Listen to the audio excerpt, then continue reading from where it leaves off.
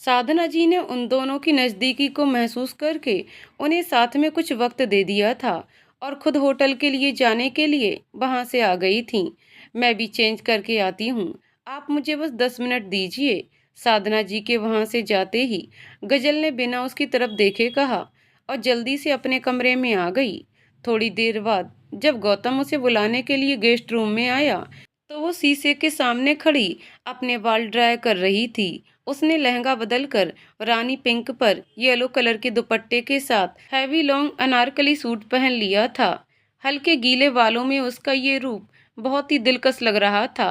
बालों को ठीक करते हुए जब गजल की नज़र शीशे पर पड़ी तो देखा पीछे खड़ा गौतम दरवाजे से टेक लगाए अपनी गहरी मायने खेज नज़रों से उसे ही देख रहा था। खुद पर पड़ती हुई उसकी नज़रों ने एक बार फिर गजल की धड़कनों को रफ्तार दे दिया और अगले ही पल गौतम के उसकी तरफ बढ़ते हुए कदमों ने तो जैसे उसकी सांस ही रोक दी थी।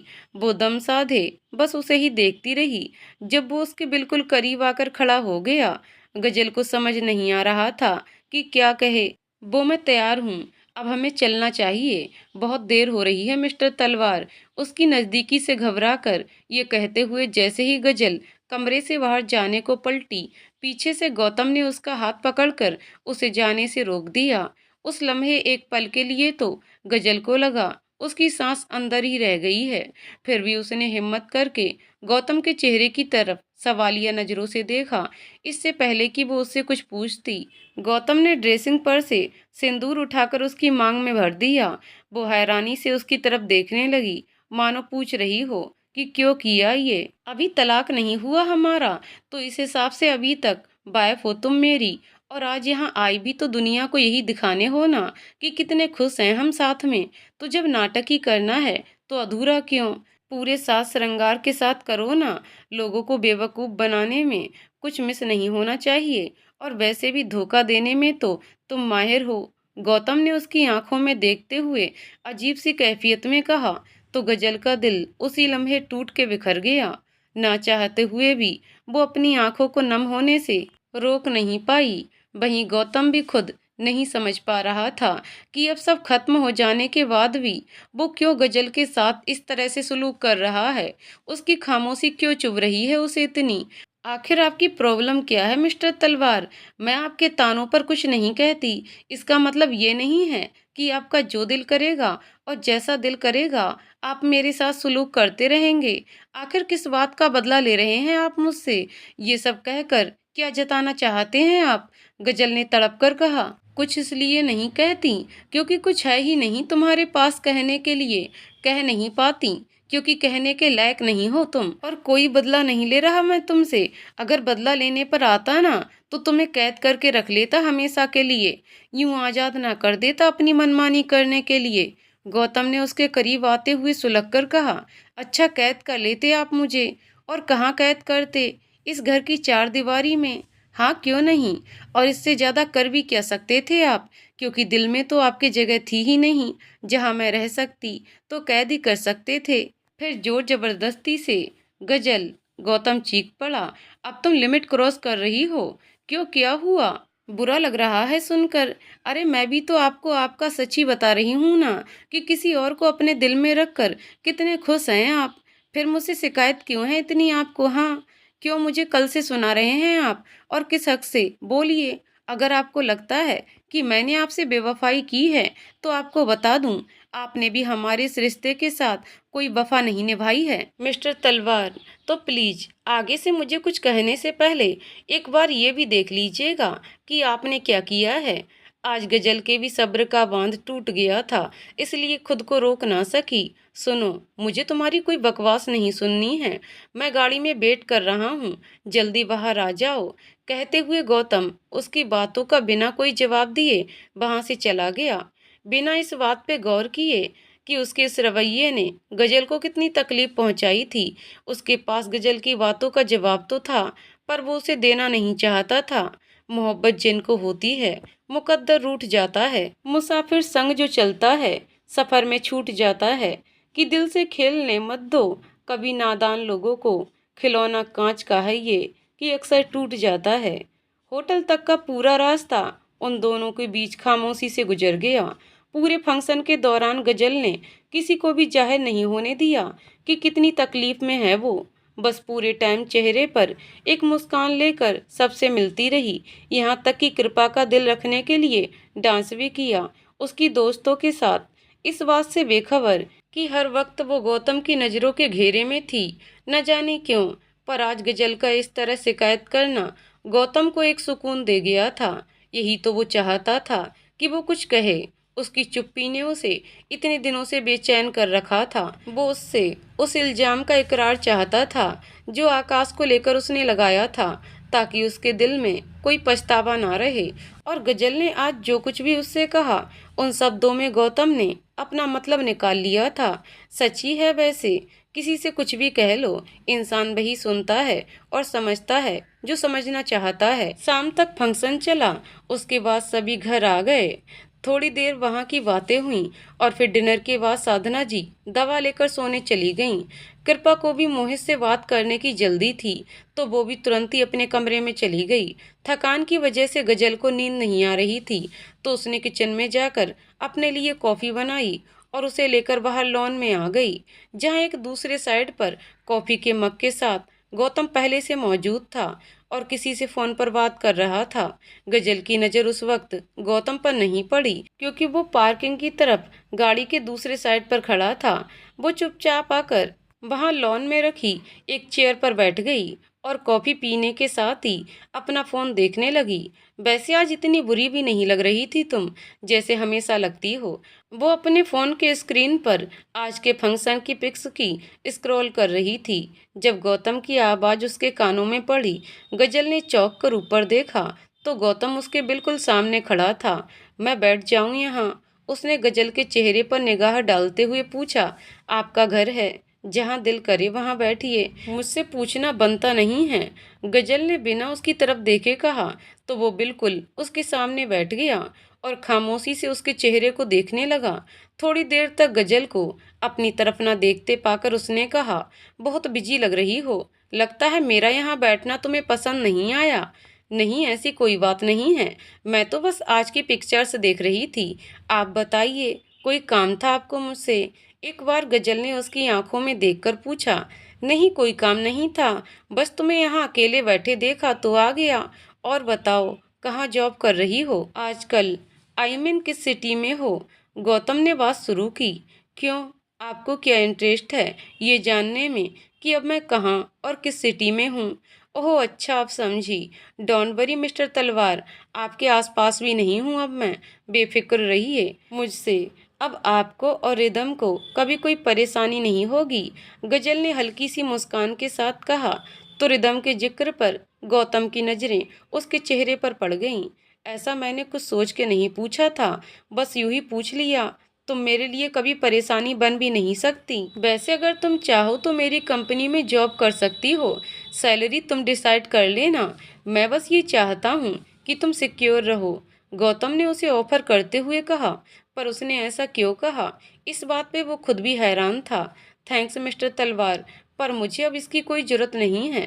बहुत तंग कर लिया आपको, पर अब थक गई हूँ, बस थोड़ा सुकून चाहती हूँ। आई थिंक अब रात काफ़ी हो गई है, मुझे जाना चाहिए, कल सुबह निकलना भी है। गजल ये कहकर उठने लगी तो गौतम को अजीब सी बेचैनी ने घेर लिया। अच्छा, थोड़ी देर तो बैठो, मेरी कॉफ़ी ख़त्म हो जाए फिर चली जाना। आज उसने पहली बार उसे रोकने के लिए बहाना बनाया था। थोड़ी देर तक उनके बीच खामोशी रही, फिर गौतम ने पूछा, अब दोबारा कब आओगी? अपने इस सवाल पर गजल के साथ साथ वो खुद भी हैरान हुआ था। पता नहीं, या शायद कभी भी नहीं। गजल ने उसे देखते हुए कहा। क्यों, मेरी शादी में तो आओगी ना? गौतम ने उसकी आंखों में झांककर पूछा। नहीं आऊंगी। क्यों? बस यूं ही, गजल ने उससे नजरें चुराते हुए कहा। ओह कम ऑन, अब ये मत कहना, तुम मुझे किसी और से शादी करते हुए देख नहीं पाओगी। कहते हुए गौतम ने दोबारा से उसके चेहरे को पढ़ने की कोशिश की, जिस पर गजल ने कोई जवाब नहीं दिया, बस उसे देखकर रह गई। या ऐसा ही है? गौतम ने फिर एक गहरे अंदाज में पूछा। पर अगर ऐसा है तो क्यों है? कहीं मुझसे मोहब्बत तो नहीं हो गई तुम्हें? कहते हुए गौतम दिलचस्पी से उसकी तरफ देखने लगा। न जाने वो उससे क्या सुनना चाहता था। उसकी बातों पर गजल के चेहरे पर एक फीकी सी मुस्कान आ गई और आंखों में नमी, जिसे उसने बखूबी बाहर आने से रोक लिया था। नहीं मिस्टर तलवार, बेफिक्र रहिए, नहीं हुई मुझे आपसे मोहब्बत। एक बार तो लगा भी था कि हो जाएगी, पर कांग्रेस आपने नहीं होने दी। गजल ने उसकी आंखों में झांकते हुए अजीब से अंदाज में कहा। तो गौतम के दिल में एक टीस सी उठी। अगले ही लम्हे वो उठ खड़ी हुई। मेरा ख्याल है रात बहुत हो गई है, अब मुझे जाना चाहिए, वरना सुबह टाइम से नहीं निकल पाऊंगी और आपको ये बिल्कुल अच्छा नहीं लगेगा। अपना कप दीजिए, मैं किचन में जा रही हूँ, रख देती हूँ, गजल ने सपाट से लहजे में कहा। जबकि सच्चाई ये थी कि गौतम की बातें उसके सब्र को तोड़ रही थीं। नहीं, इट्स ओके, मैं भी चल रहा हूँ और खुद ही रख लूँगा। तुम्हें मेरे लिए कोई जहमत करने की जरूरत नहीं है। ना चाहते हुए भी उसे गुस्सा आ रहा था और वो खुद को रोक नहीं पा रहा था। गजल का यूं नॉर्मल बिहेव करना गौतम के दिल को कचोट रहा था। उसका कुछ ना कहना और खामोशी अब उसे दोबारा से चुभने लगी थी। वो शायद उसकी आंखों में हार या दर्द देखना चाहता था, या शायद कुछ और, पर गजल का इत्मीनान उसे बेचैन कर रहा था। इतने सुकून से तो मैं भी तुम्हें नहीं रहने दूंगा गजल सोलंकी, मुझे बेसुकून करने का हिसाब तो देना ही पड़ेगा। खुद से कहता हुआ वो तेजी से उसके पीछे किचन तक आ गया और गजल जैसे ही सिंक में कप रख कर वापस जाने को मुड़ी, गौतम ने उसे एक झटके के साथ अपने करीब खींच लिया। इससे पहले कि वो कुछ समझ पाती या रिएक्ट कर पाती, उसके होठ गौतम के होठों की गिरफ्त में थे। उसने गजल को पूरी तरह से अपनी बाहों में जकड़ लिया था।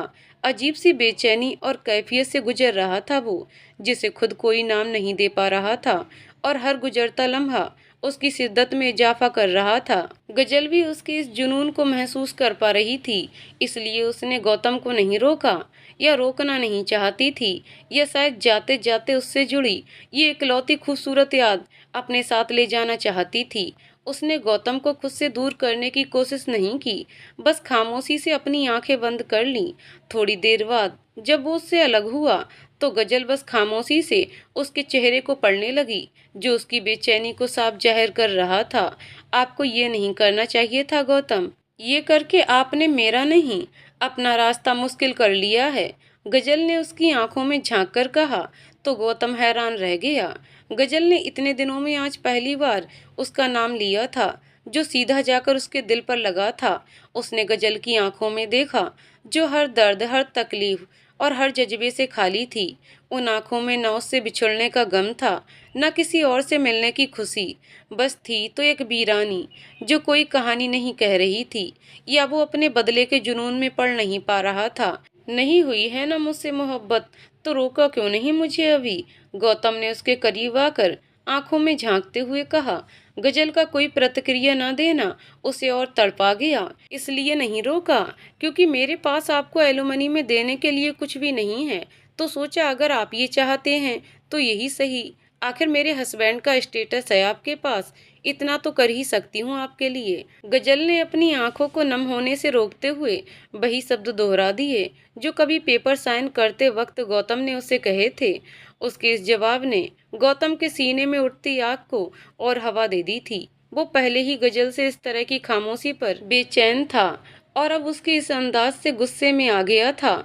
न जाने क्यों वो उससे कुछ ऐसा सुनना चाहता था जो उसके दिल को राहत दे दे, और गजल थी कि उसने कुछ भी कहना छोड़ दिया था। अच्छा, और इससे कोई तुम्हें फर्क नहीं पड़ेगा, मैं जो भी चाहूँ कर लूँ तो? गौतम ने एक बार फिर उसके चेहरे को पढ़ने की कोशिश की। हाँ, नहीं पड़ेगा, फर्क पड़ना बंद हो गया है अब मुझे किसी भी बात से, गजल ने अपने दिल को कड़ा करते हुए कहा। ठीक है, फिर मैं भी देखना चाहता हूँ कि कब तक तुम्हें फर्क नहीं पड़ता है। देखते हैं कि ये पत्थर पिघलता है या टूट के बिखर जाता है। कहते हुए एकदम से गौतम ने उसे अपनी बाहों में उठाया और अपने कमरे की तरफ चल दिया। उस लम्हे गजल को महसूस हुआ कि उसका दिल निकल के बाहर आ जाएगा। उसने तो बस गौतम के सामने खुद को कमजोर न पड़ने देने के लिए कह दिया था, पर अब उसके दिल का हाल बेहाल था। गौतम क्यों उसके सब्र को इस हद तक आजमा रहा था, ये वो समझ नहीं पा रही थी। ये वो जानती थी कि गौतम ये जो भी कर रहा है सिर्फ गुस्से और जिद में कर रहा है, पर क्यों? अब किस बात का गुस्सा है उसे? ये गजल के लिए पहेली बन गया था। वो अभी अपनी सोचों से बाहर भी नहीं आई थी कि गौतम ने उसे बेड पे लेटाया और खुद धीरे धीरे उसकी तरफ बढ़ने लगा। चंद लम्हे नहीं बीते थे कि गजल की गर्दन पर उसके लब हरकत कर रहे थे। गजल ने उसके लम्स पर जोर से आंखें बंद करके मुट्ठी भींच ली, जैसे वो भी खुद के सब्र को आजमा रही हो। गौतम ने एक नज़र उसकी बंद मुट्ठी को देखा और फिर उसके डर से कांपते चेहरे को। बंद आंखों में उसका वो दिलकश चेहरा गौतम के दिल में उतरता जा रहा था। उसका इतना करीब होना आज इतने दिनों बाद उसके धधकते दिल को ठंडक पहुंचा रहा था। वो सब कुछ भूल कर बस उस वक्त उस लम्हे को जीना चाहता था, पर गजल के साथ, उसके बिना नहीं। इस बार बिना किसी ईगो के, सब कुछ भूल कर सिर्फ उसका हो जाने के लिए। जैसे ही गौतम ने उसके होठों पर अपने होठ रखे, गजल बिलक पड़ी। बस मिस्टर तलवार, बस जीत गए आप। तोड़ दिया आपने इस पत्थर को। मान लिया मैंने कि मैं आपकी बराबरी नहीं कर सकती। मुझे मोहब्बत हो या ना हो, पर किसी ऐसे इंसान को मैं खुद को नहीं सौंप सकती जिससे मुझसे मोहब्बत ना हो। आई एम सॉरी, कहते हुए गजल ने खुद के बिखरे हुए दिल और वजूद को समेटा और रोते हुए भागकर अपने कमरे में आ गई। आज की ये रात उसकी जिंदगी की मुश्किल रातों में से एक होने वाली थी। गौतम के कमरे से वापस आकर जहां एक तरफ गजल पूरी रात रोती रही, वहीं दूसरी तरफ गौतम भी बेसुकून रहा। वो खुद ही खुद को समझ नहीं पा रहा था कि उसे क्या हो गया है, क्यों गजल इस हद तक उस पर असर करने लगी है। वो तो सिर्फ उसका गुरूर तोड़ना चाहता था, उसकी आंखों में तकलीफ देखना चाहता था, पर उसे दर्द देकर जाने क्यों आज खुद तकलीफ में था।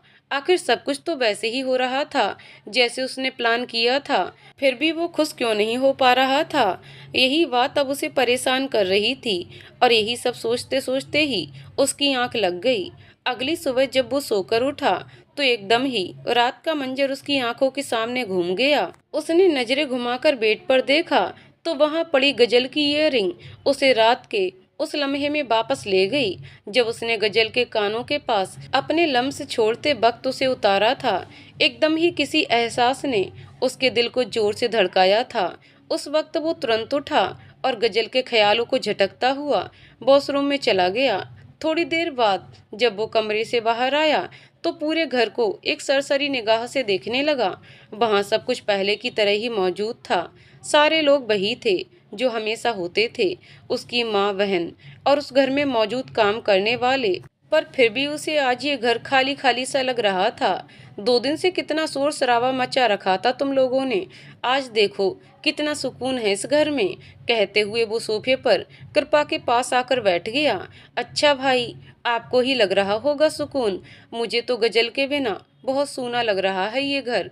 काश वो हमेशा यहाँ होती और हमारे साथ रह पाती, कृपा ने मायूसी से कहा।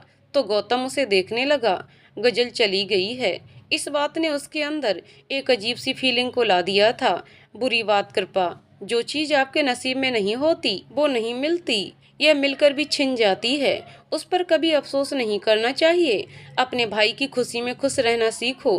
कुछ दिन बाद रिदम इस घर का हिस्सा होगी और तुम्हें उसे भी उतना प्यार देना है जितना तुम गजल को देती आई हो। कहते हुए साधना जी ने उसे समझाया तो उसने इकरार में सर हिला दिया।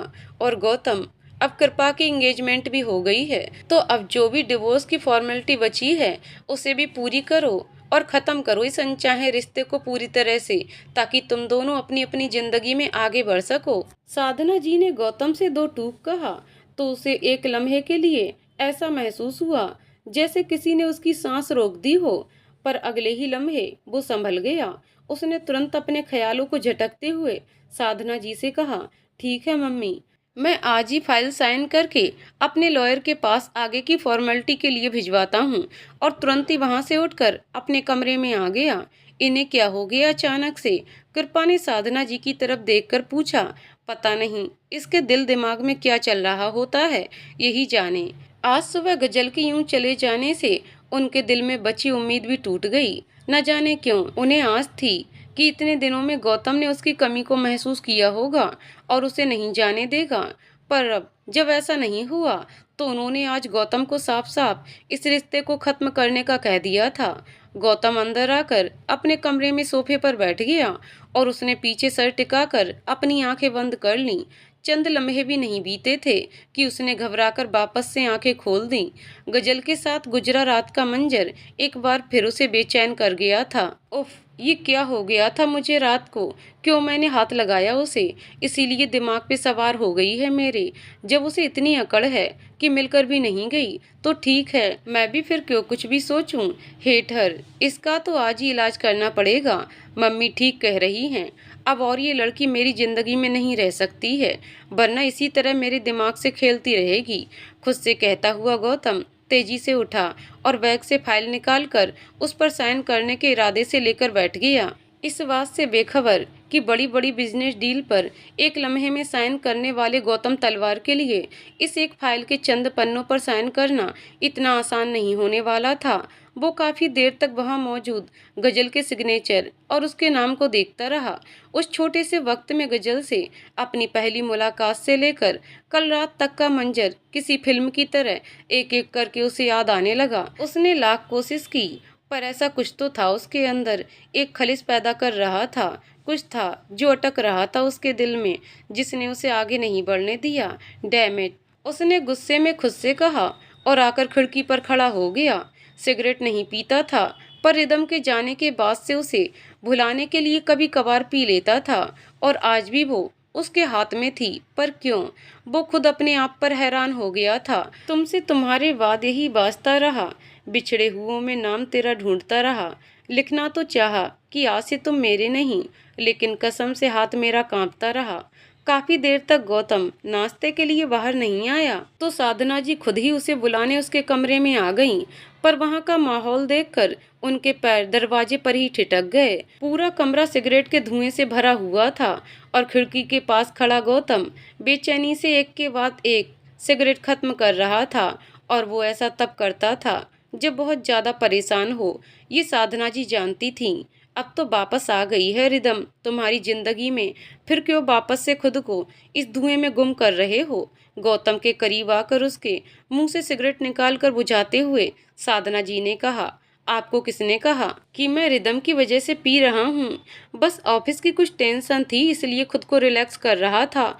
उसने साधना जी से नजरें चुराकर खिड़की की तरफ देखते हुए कहा। साधना जी उसके चेहरे को गौर से देखकर अभी समझने की कोशिश ही कर रही थी कि तभी उनकी नजर बेड पर पड़ी उस डिवोर्स पेपर की फाइल पर गई। उन्होंने जब उस पर नजर डाली तो उन्हें कुछ कुछ गौतम की बेचैनी समझ में आने लगी।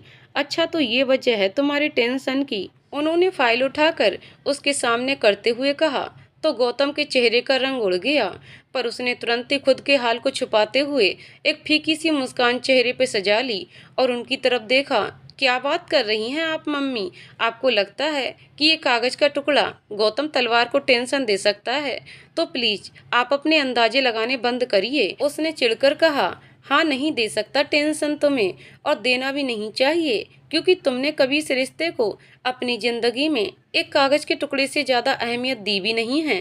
पर फिर भी देखो, आज इसी कागज के टुकड़े ने तुम्हारा क्या हाल कर दिया है। कर रहा है ये टुकड़ा तुम पर अपना असर, और अगर अपनी जिद और गुस्से से बाहर निकलोगे तो समझ में आ जाएगा तुम्हें कि क्यों कर रहा है ये इतना असर। बाकी बेटा, तुम्हारी जिंदगी है ये, तुम जैसे चाहो और जिसके साथ चाहो गुजारो। एक माँ के तौर पर मेरे लिए सिर्फ तुम्हारी खुशी इम्पोर्टेंट है, और तुम्हारी खुशी है किसमें, ये तुम्हें ढूंढना है। कहते हुए साधना जी ने उसके गालों पे थपकी दी और वहां से बाहर आ गईं। उसे उसकी सोचों के साथ छोड़कर हफ्ते गुजर गए, पर गौतम यूं ही बेचैन रहा। उसने अपने आप को काम में झोंक दिया था ताकि हर याद, हर सोच से खुद को दूर रख सके। कई दिन हो गए थे उसने रिदम की भी कोई कॉल अटेंड नहीं की थी, और न ही उसके किसी भी मैसेज का आंसर कर रहा था। एक दिन वो अपने केबिन में बैठा कुछ काम कर रहा था, जब रिदम ने गुस्से से उसके ऑफिस का दरवाजा खोला। गौतम, आखिर तुम मुझे बताओगे कि चल क्या रहा है तुम्हारे दिमाग में, और इस तरह दोबारा से मुझे अवॉइड करके साबित क्या करना चाहते हो? तुम बदला ले रहे हो मुझसे? कहते हुए वो बिल्कुल उसके सामने आकर खड़ी हो गई। गौतम ने नजरें उठाकर उसके चेहरे को देखा।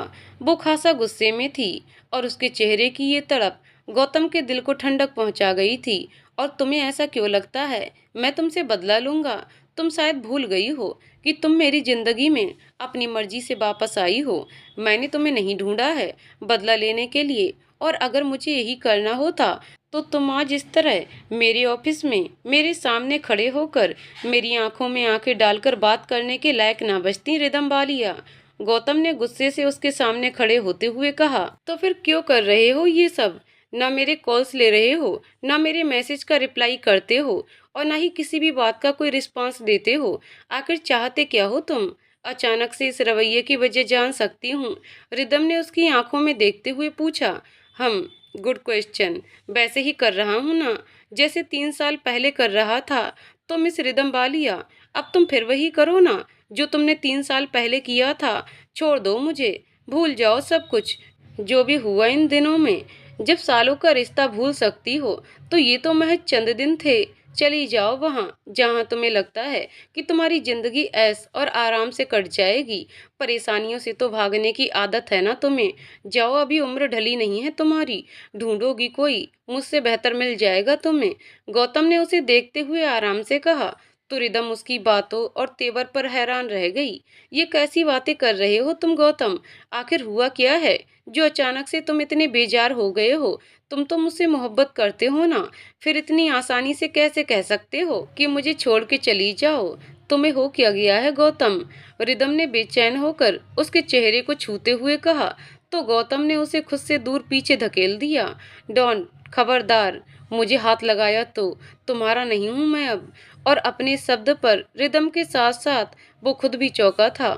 गौतम ने जिस तरह रिदम को खुद से दूर धकेला, वो उसके तेवर पर हैरान रह गई।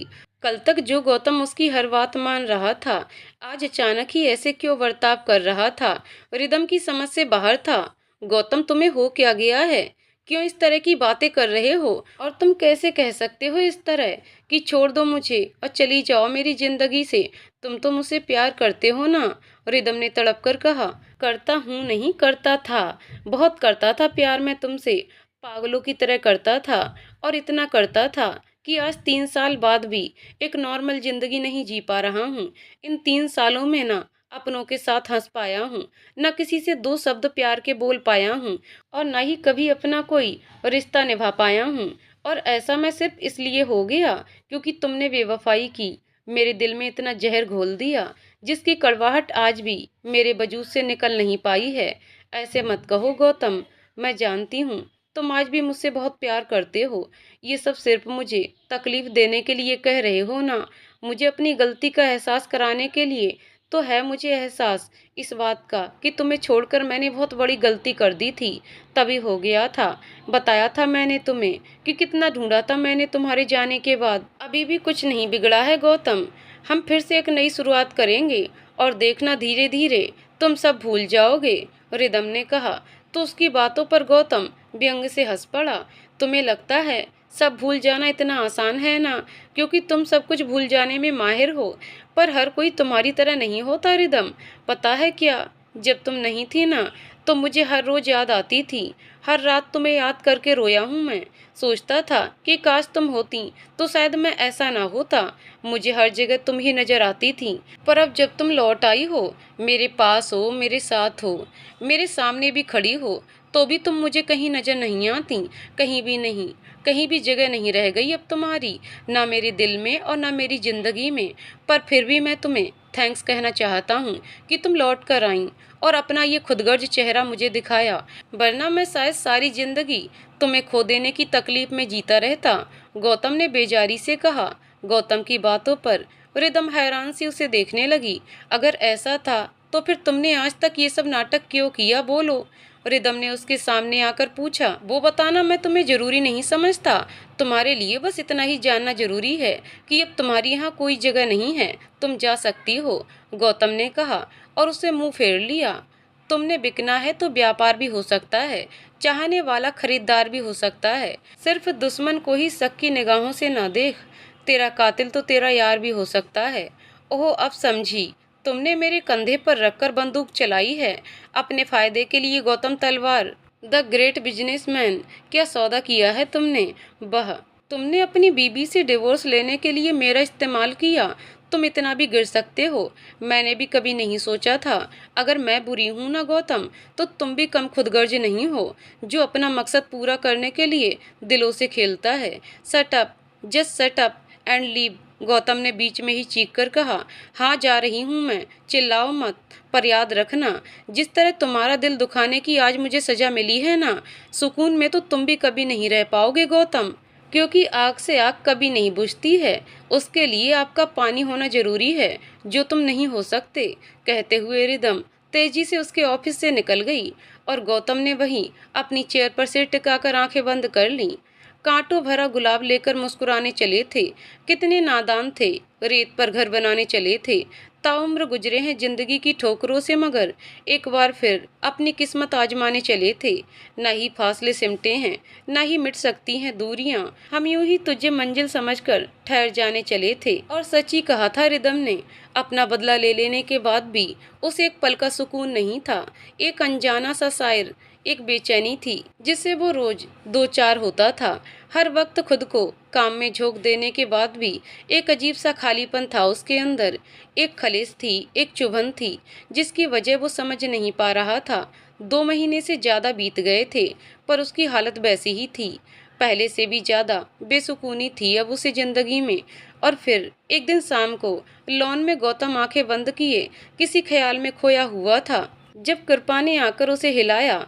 भाई, आप यहाँ बैठे हैं और मैं आपको आपके रूम में ढूंढ रही थी, उसने कहा। अच्छा, और क्यों ढूंढ रही थी तुम मुझे? उसने सवाल किया। आपको तो अपने काम से फुर्सत ही नहीं कि कुछ याद रहे, तो मैंने सोचा मैं ही याद दिला दूं। कल मम्मी का बर्थडे है और अभी आपको मेरे साथ मार्केट चलना है, उनके लिए केक और गिफ्ट लेने। हम मिलकर 12 बजे सेलिब्रेट करेंगे।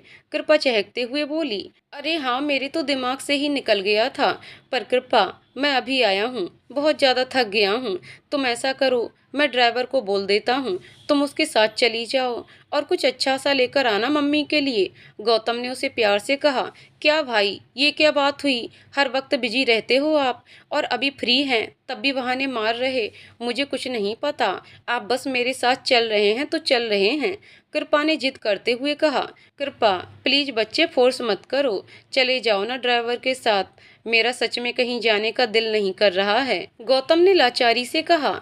आपका कुछ दिल करता भी है भाई, पता नहीं क्या हो गया है आपको। जब गजल थी तब भी खुश नहीं रहते थे, और अब भी नहीं रहते आप।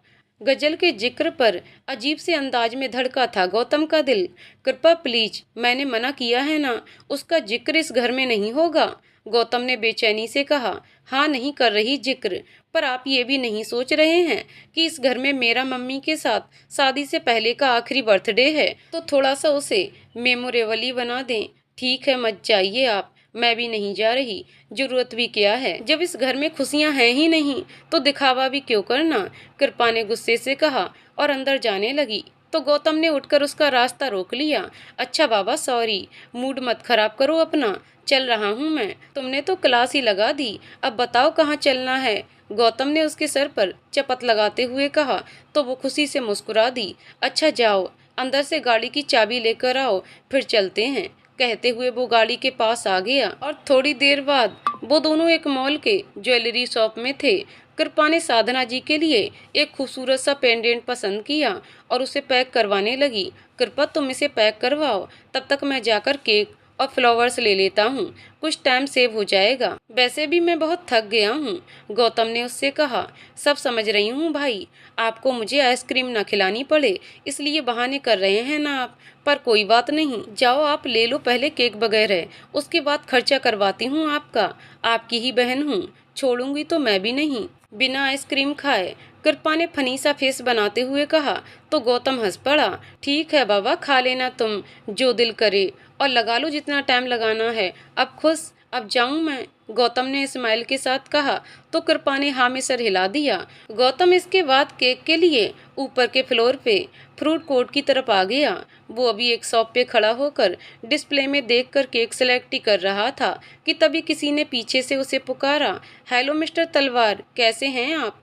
गौतम ने मुड़कर देखा तो सामने आकाश खड़ा था, जो वहां अपने एक फ्रेंड के साथ आया था और अब उसे देखकर वहां आ गया था। आकाश को सामने देखकर न जाने क्यों गौतम का मन अजीब सा हो गया। उसने उसे कोई जवाब नहीं दिया और वापस घूमकर केक देखने लगा। अरे, आप तो अभी तक नाराज लग रहे हैं मुझसे, जबकि आपको तो मेरा शुक्रगुजार होना चाहिए था मिस्टर तलवार, और आप एक हेलो कहने के भी रवादार नहीं दिखाई दे रहे हैं। चलिए छोड़िए, वैसे अकेले आए हैं, गजल नहीं आई आपके साथ? आकाश ने उसके पास नजरें दौड़ाते हुए पूछा। उसकी बातों पर गुस्से से गौतम के जबड़े तन गए। वो उसे नजरअंदाज कर रहा था, पर गजल के जिक्र पर अपना सब्र खो बैठा। दफा हो जाओ यहाँ से, इससे पहले कि अपने पैरों पे जाने के लायक ना रहो। गौतम ने आगे बढ़कर गुस्से से उसका कॉलर पकड़ते हुए कहा। अरे अरे, इजी मिस्टर तलवार, मैंने ऐसा भी क्या कह दिया जो आपको इतना गुस्सा आ रहा है? लगता है मेरे मुंह से गजल का जिक्र आपको पसंद नहीं आया शायद। आकाश ने उसका हाथ अपने कॉलर से हटाते हुए कहा। तुम्हारी उस गजल को भेज तो दिया तुम्हारे पास, तो अब यहाँ खड़े होकर तमाशा क्यों लगा रहे हो? क्या लेने आए हो अब तुम यहाँ पर? गौतम ने चिढ़कर कहा। एक सेकेंड, क्या कहा अभी आपने? गजल को मेरे पास भेज दिया है? सीरियसली मिस्टर तलवार, आपको देखकर तो नहीं लग रहा कि आप मजाक के मूड में हैं? आकाश ने हैरान होते हुए कहा। तो गौतम उसका चेहरा देखने लगा। तुम्हें लगता है कि तुम इस काबिल हो कि मैं तुमसे मजाक करूंगा और एक्टिंग अच्छी कर लेते हो, पर यहाँ क्यों कर रहे हो? समझ नहीं आ रहा मुझे। गौतम ने गुस्से से कहा। अरे, मैं कोई एक्टिंग नहीं कर रहा मिस्टर तलवार, बल्कि आपकी बातों ने मुझे हैरान कर दिया है। सच बताइए, कहाँ है गजल? वो ठीक तो है ना? वो आपके साथ है ना? आकाश के लहजे में गजल के लिए फिक्र थी। देखो, बहुत नाटक कर लिया तुमने, अब मेरी बर्दाश्त जवाब दे रही है। मेरे सामने से अभी इसी वक्त चले जाओ, इससे पहले कि मैं तुम्हारा कुछ नुकसान कर दूं। और मुझे नहीं पता कि तुम्हारी गजल कहाँ है इस वक्त, और ना ही जानने में कोई इंटरेस्ट है, और ना ही उसके होने या ना होने से मुझे कोई फर्क नहीं पड़ता है, समझे तुम? गौतम ने उसकी आंखों में आंखें डालकर कहा। तो उसकी बातों पर आकाश हैरान रह गया। क्या कहा आपने कि आपको फर्क नहीं पड़ता कि आपकी पत्नी कहाँ है? आपने उसे कहीं अकेला छोड़ दिया है? आपके सीने में दिल है भी या नहीं? आकाश ने उसे देखकर अफसोस से कहा। तो गौतम का पारा चढ़ गया। हाँ, नहीं है मेरे सीने में दिल, और एक ऐसी लड़की के लिए तो बिल्कुल भी नहीं है जिसे रिश्तों और उनकी मर्यादाओं की परवाह ना हो। और अभी क्या कहा तुमने? मेरी पत्नी? तो मिस्टर आकाश कोठारी, जिसे तुम मेरी पत्नी कह रहे हो ना, वो दिन के उजाले में सीना तानकर मेरे और अपनी शादी का मजाक बनाकर तुमसे मिलने आती थी। तो जिस लड़की को वफा का मतलब भी ना पता हो, वो मेरी पत्नी नहीं रह सकती। उसके लिए न मेरे दिल में कोई जगह है और न ही जिंदगी में। गौतम अभी ये सब आकाश से कह ही रहा था कि तभी कृपा भी उसे ढूंढते हुए वहां आ गई, और गौतम के साथ आकाश को देखकर उसके पैर वहीं जम गए। उसे डर लग गया कि कहीं गौतम को आज आकाश से पता चल गया कि मोहित उसका दोस्त है, तो गौतम उसे मोहित से अलग ना कर दे। गौतम की बातों ने आकाश को एक झटका दिया था। वो थोड़ी देर तक शौक में रहा। वह, तुम्हारे चेहरे के रंग तो ऐसे बदल रहे हैं जैसे मैंने कुछ ऐसा कह दिया जो तुम्हें नहीं पता हो। गौतम ने नफरत से उसे देखते हुए कहा। नहीं मिस्टर तलवार, हैरान मैं आपकी बात पे नहीं हो रहा, क्योंकि आपकी सोच तो पहले दिन से ही ऐसी है, बिना सच जाने किसी पर भी इल्जाम लगा देने की। हैरानी तो मुझे गजल पर हो रही है कि क्यों उसने आपके लिए मुझे छोड़ दिया। मुझ पर आप जैसी सोच वाले इंसान को अहमियत दी। आप तो ना उस पर भरोसा करते हैं और ना ही उसकी इज्जत। जिस गौतम तलवार के दिल में उसके लिए पहले भी नफरत थी और आज भी नफरत है, वो पागल लड़की आपसे मोहब्बत कर बैठी। आकाश ने कहा। तो गौतम बेयकीनी से उसकी तरफ देखने लगा। आकाश के सच को बताने के बाद कि गजल उससे नहीं गौतम से मोहब्बत करती है, गौतम को एक पल के लिए हैरान कर दिया। वो बेयकीनी से आकाश की तरफ देखने लगा। झूठ बोल रहे हो तुम। अगर ऐसा होता तो वो मुझसे छुप छुप कर तुमसे बार बार मिलने नहीं आती और मेरे पूछने पर खामोश नहीं हो जाती। गौतम ने तल्खी से कहा। हाँ, आई थी वो आपसे शादी हो जाने के बाद भी 2 बार मुझसे मिलने, पर यकीन मानिए मिस्टर तलवार, उसकी वजह वो नहीं थी जो आप समझ रहे हैं। वो मुझसे मेरे लिए नहीं, आपकी बहन के लिए मिलने आई थी। ये खड़ी है आपकी बहन, पूछिएगा इससे घर जाकर, ये बता देगी आपको कि क्या वजह थी गजल की मुझसे मिलने की। और मुझे नहीं पता कि गजल ने आपसे सच्चाई क्यों छुपाई। आकाश ने कृपा की तरफ इशारा करके कहा। तो जहाँ एक तरफ ये गौतम के लिए दूसरा झटका था, वहीं दूसरी तरफ कृपा का दिल धक से रह गया। उसने तुरंत अपनी नजरें झुका लीं। और रही बात मेरे और गजल के रिश्ते की, तो हाँ, चाहता था मैं उसे, बहुत चाहता था और आज भी चाहता हूँ, पर उसे पा नहीं सका क्योंकि मेरे अपनों ने ही साजिश करके उसे मुझसे दूर कर दिया। और इन सब के लिए मैं कुछ वक्त तक आपको और गजल को ही कसूरवार समझता रहा। पर जिस दिन सच्चाई मुझ पर खुली, मैं गया था गजल से मिलने, उससे कहने कि मुझे माफ़ कर दे और वापस आ जाए मेरी ज़िंदगी में, क्योंकि मैं जानता था कि आप दोनों एक दूसरे के साथ खुश नहीं हैं। पर गजल ने मेरे पास लौट कर आने से मना कर दिया। जानते हो क्यों मिस्टर तलवार? आकाश ने पूछा। तो गौतम उसके चेहरे को देखने लगा, क्योंकि उसे आपसे प्यार हो गया था। आपसे मिस्टर तलवार, यकीन नहीं हो रहा ना? मुझे भी नहीं हुआ था, पर यही सच है। उसका कहना था कि मैं उससे मोहब्बत के दावे करके भी उसके लिए कभी वो न कर सका जो आपने कर दिखाया। उसका हाथ तब थामा जब पूरी दुनिया उसके खिलाफ खड़ी थी, यहाँ तक कि मैं भी। वो कहती है कि आप उसे प्यार भले ही ना करते हो, पर उसे किसी और के साथ देखकर तड़प उठते हैं, अपनी इज्जत समझते हैं उसे, और उसके लिए इतना ही काफ़ी है आपके साथ पूरी जिंदगी बिता देने के लिए। आकाश ने कहा। तो कई रंग गौतम के चेहरे पर आकर गुजर गए। दिल में एक अजीब से दर्द को महसूस किया उसने, और ना चाहते हुए भी उसकी आंखें नम हो गईं। जिसे आकाश ने देखा तो मुस्कुरा दिया। मिस्टर तलवार, गजल ने मुझसे कभी नहीं कहा कि वो आपसे मोहब्बत करने लगी है, पर उसकी आंखों में आपके लिए उभरे जज्बात को मैं पढ़ सकता था। जिस तरह अभी बिना कहे आपकी आंखों में पढ़ पा रहा हूँ कि उसे खुद से दूर करके सुकून में तो आप भी नहीं हैं। आकाश ने कहा। तो एकदम ही गौतम का दिल जोर से धड़कने लगा। उसे अपनी सांस रुकती हुई सी महसूस हो रही थी। वो बस अपनी बेबस आंखों से आकाश को देखने लगा। जाइए मिस्टर तलवार, उसने तो आपसे नहीं कहा, शायद आपकी नफरत ने उसे कहने नहीं दिया होगा, पर आप देर मत करिए। वो सिर्फ और सिर्फ आपकी है, मैं अब उसकी जिंदगी में कहीं नहीं हूँ, कहीं भी नहीं।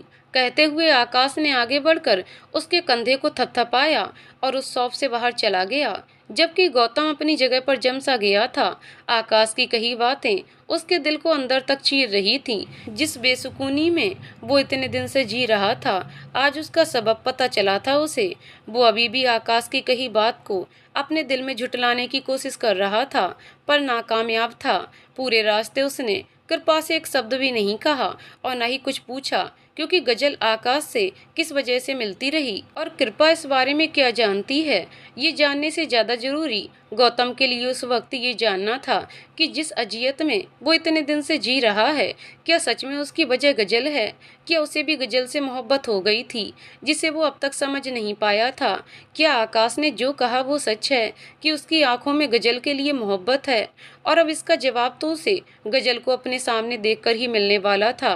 उसने पहले कृपा को घर ड्रॉप किया और फिर अपनी गाड़ी गजल के घर की तरफ मोड़ दी। कुछ देर की ड्राइव के बाद वो गजल के घर के बाहर खड़ा था, इस सोच के साथ कि अगर गजल को अपने सामने देखकर उसके सुलगते दिल दिमाग को सुकून मिल जाता है, तो वो मान लेगा कि आकाश सच कह रहा था, क्योंकि अभी तक उसके अंदर एक जंग चल रही थी। उसके लिए इस बात को एक्सेप्ट करना बहुत मुश्किल हो पा रहा था। इतने दिन से वो गजल की वजह से तड़प रहा था। गौतम को दरवाजे पर देखकर गजल के मम्मी के चेहरे पर एक बड़ी सी मुस्कान आ गई। आज वो शादी के बाद से पहली बार वहां आया था। वो उसे प्यार से वेलकम करती हुई अंदर ड्राइंग रूम में ले आई। बेटा, तुम आज पहली बार हमारे घर आए हो शादी के बाद। तुम्हें बता नहीं सकती कितनी खुशी हो रही है मुझे तुम्हें यहाँ देखकर। पर तुम अकेले क्यों आए हो? गजल कहाँ है? उसे भी साथ लेकर आते ना बेटा, कितने दिन से नहीं आई वो। गजल की मम्मी पद्मा जी ने कहा। तो एक धमाका गौतम के जहन में हुआ। क्या मतलब? गजल को लेकर आता? वो यहाँ नहीं है क्या? गौतम ने घबराकर पूछा। तो उसके इस सवाल पर पद्मा जी के भी चेहरे का रंग उड़ गया। अरे यहाँ क्यों होगी वो? तुम्हारे साथ अपने घर में होगी ना। गौतम, क्या बात है बेटा? क्या हुआ है? कहाँ है गजल? कुछ हुआ है क्या तुम दोनों के बीच? प्लीज मुझे बताओ। तुम्हारी बातें मुझे परेशान कर रही हैं। वो ठीक तो है ना? इतने दिन हो गए मुझसे मिलने भी नहीं आई। पद्मा जी ने परेशान होते हुए कहा। अरे हाँ आंटी, बिल्कुल ठीक है वो, बस किसी बात पे मुझसे नाराज हो गई है और मेरा फ़ोन भी नहीं उठा रही, तो मुझे लगा यहीं आई होगी। उसे मना कर ले आता हूँ, पर मुझे लग रहा वो जानती थी कि मैं यहाँ आऊँगा, इसलिए शायद अपनी किसी फ्रेंड के यहाँ चली गई है। आप मुझे उसकी फ्रेंड का नंबर दे सकती हैं क्या आंटी? मैं मना लूँगा उसे, गौतम ने बहाना बनाते हुए कहा। तो उन्हें थोड़ी सी राहत हुई और फिर उन्होंने गजल की फ्रेंड के नंबर अपने फ़ोन में से निकालकर गौतम को दे दिए। गौतम ने सबसे पहले पद्मा जी का फ़ोन लेकर उसमें से गजल का नंबर डायल कर दिया, क्योंकि उसके पास गजल का नंबर नहीं था, पर फ़ोन स्विच ऑफ आ रहा था। आंटी, आपकी गजल से लास्ट बात कब हुई है? उसका नंबर तो ऑफ आ रहा। गौतम ने उनसे पूछा। असल में वो जानना चाहता था कि उनकी गजल से किस नंबर पे बात होती है, ताकि वो लोकेशन ट्रेस करवा के उसे ढूंढ सके। हफ्ते भर से ऊपर हो गए उससे बात हुए, पर उसके नंबर पे तो कभी बात नहीं होती है। वो हमेशा लैपटॉप पे वीडियो कॉल करती है, तो नंबर मिलाने की जरूरत ही नहीं पड़ती, पद्मा जी ने बताया। तो गौतम और परेशान हो गया, पर उसने उन्हें जाहिर नहीं होने दिया। अच्छा आंटी, आप परेशान मत होइए, किसी फ्रेंड के घर होगी, मैं देखता हूँ जाकर, और अगली बार उसे लेकर ही आपसे मिलने आऊँगा। बस अभी आपसे एक फेवर चाहिए, उससे बात हो तो उसे प्लीज मत बताइएगा कि मैं यहाँ आया था उसे ढूंढने। उसे बुरा लगेगा कि आपको पता चल गया कि हमारी लड़ाई हुई है।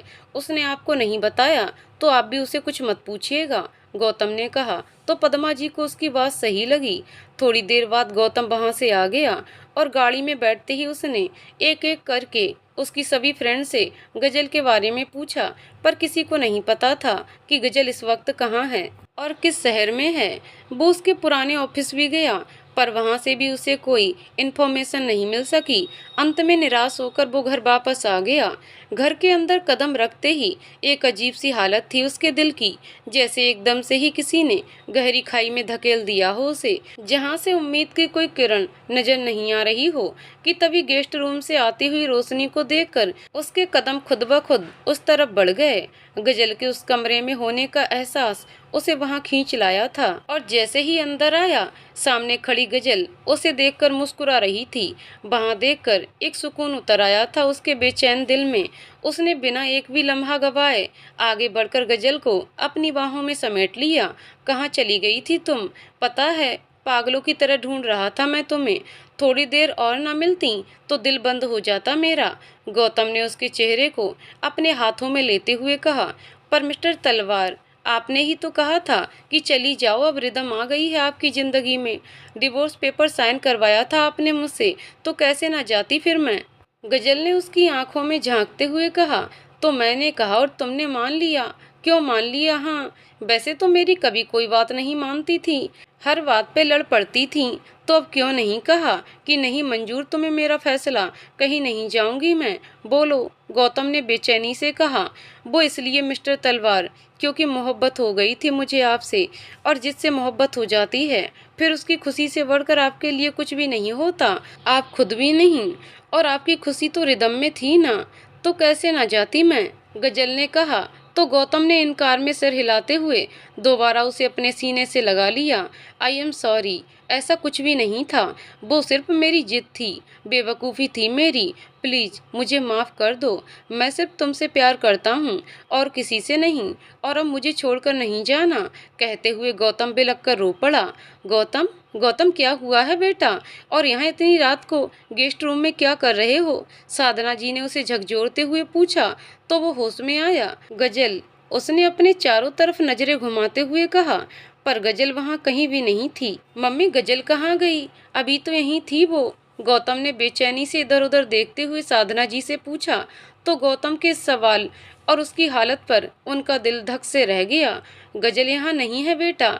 क्या हो गया है तुम्हें गौतम? इतने परेशान क्यों हो? क्यों ढूंढ रहे हो उसे तुम? और अब क्यों ढूंढ रहे हो? वो नहीं है यहाँ, साधना जी ने उसके चेहरे को छूते हुए कहा। तो उसकी आंखें भीग गईं। वो उनसे और कुछ नहीं कह सका, और क्या कहता। इसी दिन के लिए तो वो तो हमेशा उसे समझाती आई थी उसे, पर उसने अपने जिद में उनकी एक नहीं सुनी थी। कुछ नहीं, मैं बहुत थक गया हूँ और थोड़ी देर आराम करना चाहता हूँ, गौतम ने उनसे नजरें चुराते हुए कहा और तेज कदमों से अपने कमरे में आ गया। रात का एक लम्हा भी ऐसा नहीं था जब नींद उसे छूकर भी गुजरी हो। गजल को अपने सामने देखकर जवाब तलाशना चाहता था वो, और मिल गया था उसे जवाब अपने सभी सवालों का। पर ये जवाब उसे इतनी अजियत में डाल देगा, उसके दिल को चीर कर रख देगा, ये उसने कभी सपने में भी नहीं सोचा था। पिछली रात गौतम पे बहुत भारी गुजरी थी। पूरी रात वो बेचैन सा इधर उधर टहलता रहा था। गजल की कोई खबर नहीं थी और उसे समझ नहीं आ रहा था कि वो उसे कहाँ तलाश करे। कृपा इतना डर गई थी कि वो रात 12 बजे केक काटने के लिए गौतम को बुलाने की हिम्मत नहीं कर सकी, और अब दिन चढ़ गया था और अभी तक गौतम अपने कमरे से बाहर नहीं निकला था। साधना जी के कहने पर कृपा जब उसे बुलाने गई तो उसकी हालत देखकर परेशान हो गई। वो कमरे के एक कोने पर नीचे फर्श पर खुद को समेट कर बैठा था। भाई, आप यहाँ ऐसे क्यों बैठे हैं? प्लीज उठिए और बाहर चलिए। मम्मी कब से आपका वेट कर रही हैं। आज उनका बर्थडे है, चलकर उन्हें विश तो कर दीजिए। कृपा ने उसे हिलाते हुए कहा तो वो खाली खाली आंखों से सिर उठाकर उसकी तरफ देखने लगा। गौतम की आंखें पूरी तरह से लाल और सूजी हुई थीं। कोई भी बता सकता था उसे देखकर कि वो पूरी रात रोया है।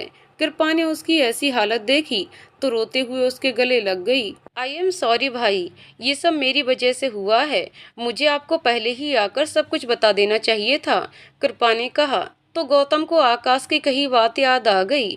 वो उसके चेहरे की तरफ उत्सुकता से देखने लगा और फिर कृपा ने उसे अपने और मोहित के रिश्ते, आकाश से उसकी दोस्ती, गजल का आकाश से मिलकर सच्चाई का पता लगाना जैसी तमाम बातें जो उस बीच हुई थीं, वो सब कुछ उसे एक सांस में बता दिया, जिसे सुनकर गौतम हैरान रह गया था। सॉरी भाई, पर मैं डर गई थी कि कहीं आप सच जानकर मोहित को मेरी जिंदगी से दूर ना कर दें, क्योंकि आप आकाश को पसंद नहीं करते थे और भाभी ने भी मुझे कसम देकर रोक दिया था कि मैं आपको अभी कुछ भी ना बताऊं। पर अब मुझे लगता है कि मुझे उनकी बात नहीं माननी चाहिए थी भाई। अगर मैं पहले ही उनके आकाश से मिलने की वजह आपको बता देती तो आप दोनों के रिश्ते में इतनी गलतफहमी कभी आती ही नहीं। आप उन्हें कभी खुद से दूर नहीं करते। कहते हुए कृपा रो पड़ी। नहीं, इसमें तुम्हारी कोई गलती नहीं है कृपा। तुम्हारी वजह से गजल मुझसे दूर नहीं हुई है। इन सब की वजह मैं खुद हूँ। कोई भी रिश्ता हो, ट्रस्ट बहुत जरूरी है और मैंने उस पर ट्रस्ट किया ही नहीं। हमेशा वही देखा जो देखना चाहता था, वही सुना जो सुनना चाहता था। यहाँ तक कि अपनी जिद में मैंने उसके सामने रिदम को लाकर खड़ा कर दिया। उसे तो फिर जाना ही था। किस भरोसे पर रुकती वो, और किसके लिए? उस इंसान के लिए जो उसे हर वक्त एहसास कराता रहा कि वो उसका नहीं है। कितना बेवकूफ़ था मैं, उसे तकलीफ देने चला था और देखो खुद का ही दिल छलनी कर बैठा। इसमें तुम्हारी कोई गलती नहीं है। कहते हुए गौतम ने अपने आंसू पोंछे और सर दीवार से लगाकर बेबसी से अपनी आंखें बंद कर लीं। आप परेशान मत हो भाई, भाभी एक दिन जरूर मिल जाएंगी। हम मिलकर ढूंढेंगे उन्हें। मैं उनकी सभी दोस्तों से पता करूंगी, वरना उनके मम्मी पापा को तो पता होगा कि वो कहाँ हैं। आप उनसे क्यों नहीं पूछते? कृपा को एकदम से याद आया। मैं गया था आज उनके घर, पर गजल वहाँ नहीं है। इनफैक्ट उसके पेरेंट्स तो यही समझ रहे हैं कि वो मेरे साथ है। उसने उन्हें अभी तक उन्हें कुछ भी नहीं बताया है और उसका कोई नंबर किसी के पास नहीं है। वो उन्हें इंटरनेट कॉल करती है लैपटॉप से, गौतम ने बताया। अच्छा, आप परेशान मत होइए, देखना मिल जाएंगी वो, मैं जानती हूँ। आप उन्हें जरूर ढूंढ लेंगे भाई। अब उठिए और बाहर चलिए मेरे साथ। मम्मी बहुत परेशान हैं आपको लेकर और उनका बर्थडे भी तो है। चलिए पहले केक काटते हैं, अच्छी शुरुआत करेंगे तो आगे भी सब अच्छा होगा। कहकर उठते हुए कृपा ने गौतम को हाथ दिया तो वो भी उसके साथ उठ खड़ा हुआ। धीरे धीरे करके दिन महीने में बदलते गए और महीने साल में। पूरे 1 साल हो गए थे गजल को गए हुए। और 1 साल में गौतम ने उसे हर उस जगह तलाश किया जहां वो कर सकता था, उसके होने की संभावना थी। उसके मम्मी पापा से भी कहा कि गजल से बोलें कि वापस आ जाए, पर जैसे ही गजल को पता चला कि गौतम ने उन्हें कांटेक्ट किया है, उसने उन्हें भी वीडियो कॉल करनी बंद कर दी। इसलिए अब उसके पेरेंट्स को भी गजल के बारे में कुछ पता नहीं था और वो भी परेशान थे। जैसे जैसे वक्त गुजर रहा था, गौतम टूटता जा रहा था। ऐसी कोई शाम नहीं थी जब वो उसे याद नहीं करता था। अक्सर वो उस गेस्ट रूम में जाकर घंटों बिताया करता था, इस उम्मीद में कि उस शाम की तरह वो उसे फिर नजर आएगी। और कभी कभी वो नजर आ भी जाती थी। साधना जी उसे इस तरह खुद से बातें करते देखती तो उनका दिल कट के रह जाता था, पर वो खामोशी से उसे बिखरता हुआ देखने पर मजबूर थीं। वक्त रहते उन्होंने उसे समझाने की बहुत कोशिश की थी, पर वो उस वक्त घमंड में था और साधना जी जानती थीं कि इंसान का घमंड ईश्वर का पसंदीदा आहार होता है, वो खा जाते हैं। और अब गौतम का भी कुछ ऐसा ही हाल था। गजल से जीतने की कोशिश में आज वो अपना सब कुछ हार बैठा था और साधना जी चाह कर भी उसे इस तकलीफ से बाहर नहीं निकाल सकती थी। कृपा की शादी नजदीक आ रही थी, तो फिलहाल उसकी तैयारियों में उन्होंने गौतम के दिल दिमाग को थोड़ा बहुत डाइवर्ट कर रखा था, पर फिर भी वो जानती थी कि इस वक्त अपने परिवार की खुशी के लिए बाहर से मुस्कुराने वाला गौतम अंदर से कितना बेचैन है। एक दिन गौतम अपने ऑफिस में बैठा कुछ काम कर रहा था जब उसका लैंडलाइन बज उठा।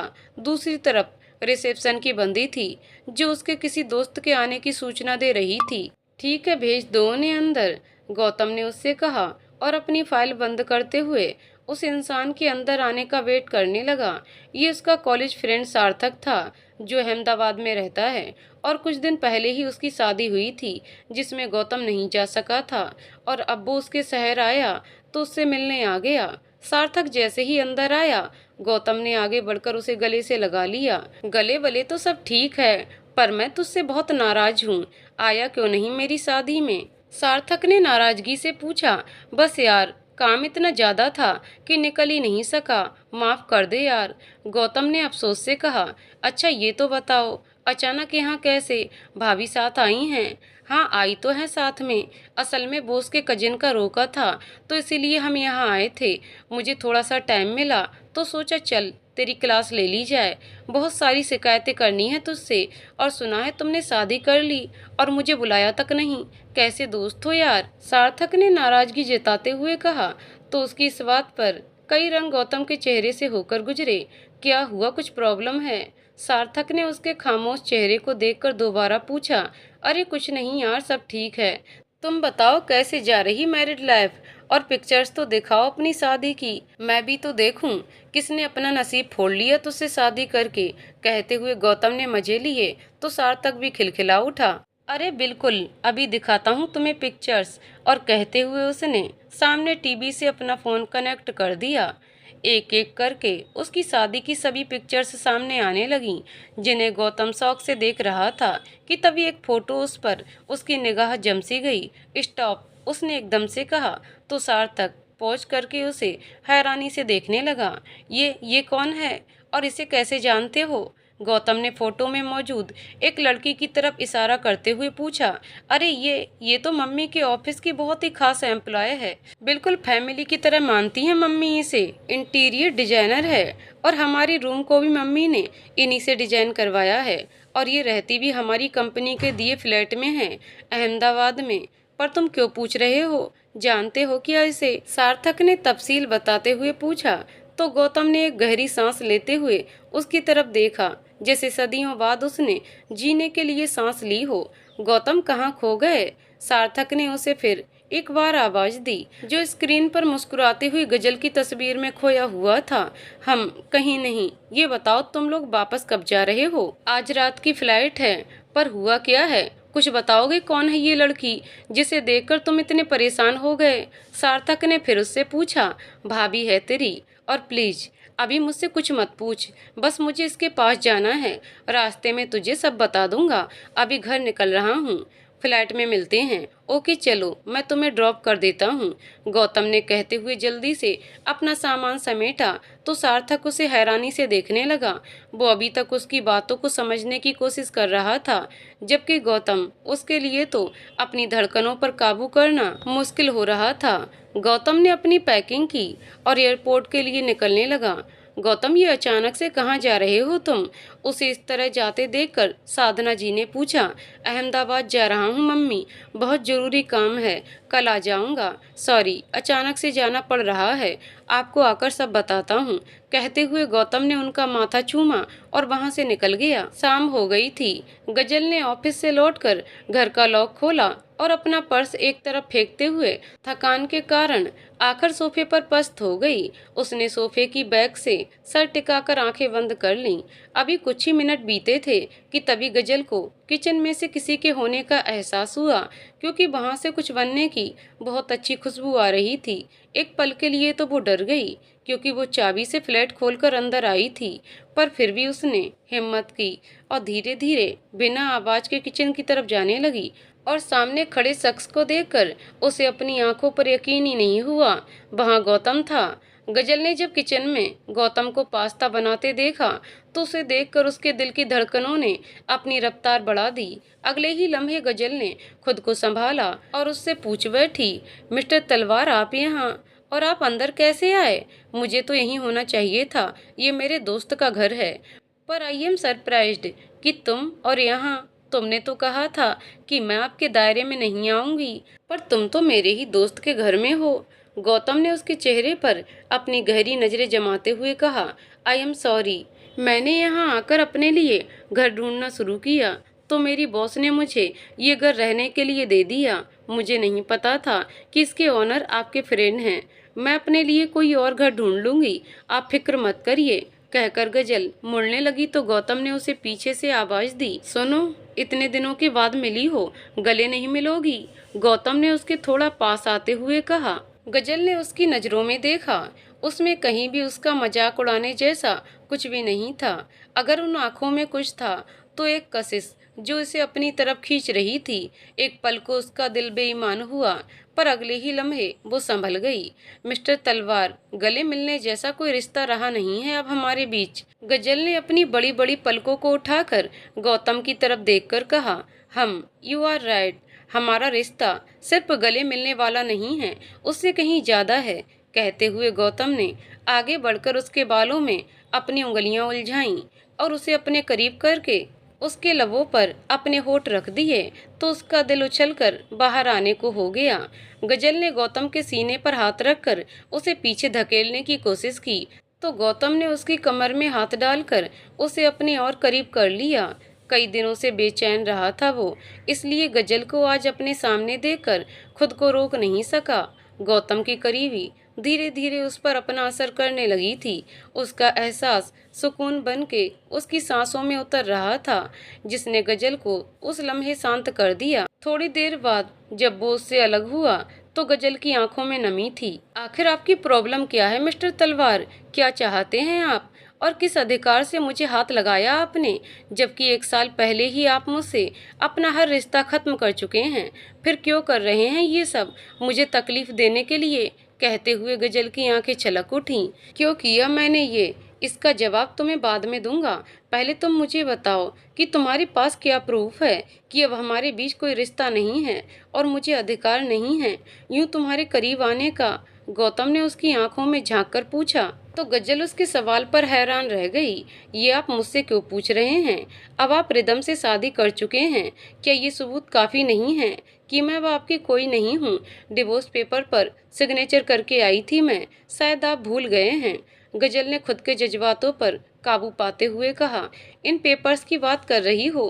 कहते हुए गौतम ने उसके सामने लाकर वो पेपर्स रख दिए जिन पर गजल के सिग्नेचर थे। गजल ने उस पर नजर डाली तो हैरान रह गई। उन पर गौतम के साइन नहीं किए गए थे। डिवोर्स के लिए दोनों के सिग्नेचर होने के बाद पेपर्स कोर्ट में सबमिट करने पड़ते हैं, पर ये तो मेरे पास हैं, वो भी सिर्फ तुम्हारी सिग्नेचर के साथ। इसका मतलब समझती हो? इसका मतलब ये है कि आज भी तुम मेरी वाइफ हो और सारे अधिकार रखता हूँ मैं तुम पर। गौतम ने उसके थोड़ा करीब आकर कान के पास सरगोशी की तो गजल की धड़कनें तेज हो गईं। वो बेयकीनी से उसके चेहरे को देखने लगी। इसका मतलब है आप रिदम को धोखा दे रहे हैं और उसकी आपके साथ शादी वैलिड नहीं है। गजल अभी तक हैरान थी। मैंने रिदम से शादी नहीं की है गजल, और ना ही कभी करने वाला था। बस कुछ पुराना हिसाब था जो उससे चुकाना था। इससे ज़्यादा मेरे दिल और जिंदगी में उसकी कोई जगह नहीं थी। गौतम ने कहा, तो अब आप यहाँ क्यों आए हैं? मुझसे भी तो कोई हिसाब बाकी रह गया है कि आपका? गजल ने तल्खी से पूछा। नहीं, तुमने तो सारा हिसाब ही बिगाड़ दिया मेरी जिंदगी में आकर। तुम्हारा कुछ रह गया था जिसे लौटाने आया हूँ। गौतम ने उसकी आंखों में झांकते हुए कहा, मेरा कुछ भी नहीं रह गया है। मैं सब कुछ समेट कर आपके घर से आई हूँ। गजल ने भी मजबूती से कहा, हाँ कोशिश तो की थी तुमने, पर ऐसा हुआ नहीं। ये देखो, अपना गौतम छोड़कर आई थी तुम वहाँ पर। कहते हुए गौतम ने उसकी आंखों में झांका। एक पल के लिए गजल उस पल में खोसी गई, पर फिर उसके चेहरे पर एक फीकी मुस्कान आ गई। वो गौतम कभी भी मेरा नहीं था मिस्टर तलवार, और जो मेरा था ही नहीं उसे कैसे लाती? गजल ने कहा, ठीक है, अगर ऐसा है तो फिर शायद मेरा ही कुछ तुम्हारे साथ आ गया है यहाँ, तुम मुझे वही लौटा दो। गौतम ने कहा, आपका ऐसा क्या है? उसने पूछा। मेरी गजल, जो हमेशा से मेरी थी, जिसके दिल पर लिखा पहला नाम मेरा था, जो उसकी हाथ की लकीरों में भी है। बस उसने अपनी मुट्ठी ठीक से बंद नहीं की उस नाम को जकड़ कर रखने के लिए। वो नाम जो उसका पहला प्यार है। क्यों, ठीक कह रहा हूँ ना मैं? गौतम ने कहा। तो वो किसी बुत सी खड़ी उसे देखने लगी। आप ये सब क्या कह रहे हैं? मेरी समझ में आपकी कोई बात नहीं आ रही है। कहते हुए गजल ने घबराहट में वहां से जाने के लिए कदम बढ़ाए तो गौतम ने उसका हाथ पकड़कर उसे रोक लिया। क्या हुआ? भाग क्यों रही हो? अब बोलो कि ये सच नहीं है कि तुम्हें मुझसे प्यार था और आज भी करती हो। आपको कोई गलतफहमी हुई है मिस्टर तलवार, ऐसा कुछ भी नहीं है। गजल ने नजरें चुराते हुए कहा। ठीक है, फिर अभी इस गलतफहमी को दूर कर लेते हैं। कहते हुए वो उसके गले पर से पीछे के बालों को आगे करने लगा तो गजल उससे थोड़ा दूर छिटक गई। ये क्या कर रहे हैं आप? उसने घबराकर कहा। तुम्हें मुझसे प्यार था और आज भी है, इस बात का प्रूफ दे रहा हूँ। तुम्हें तुम्हारा टैटू दिखा रहा हूँ जो तुमने सबसे छुपाकर बनवाया था, जिस पर स्पेनिश में गौतम लिखा है। गौतम ने कहते हुए उसके टैटू पर उंगलियां फेरी तो गजल की हैरानी और शर्म से नजरें झुक गईं। अब बोलो, या और यकीन दिलाऊं तुम्हें? पर आपको ये सब कैसे पता? ये टैटू और इसका राज तो मैंने कभी किसी को नहीं बताया। गजल ने हैरान होकर पूछा। बता तो मैं दूंगा, पर इतना बोलकर गला सूख गया है मेरा, तो पहले इसका तो कुछ करो। कहते हुए उसने गजल को अपने करीब किया और उसके चेहरे को मोहब्बत से देखने लगा।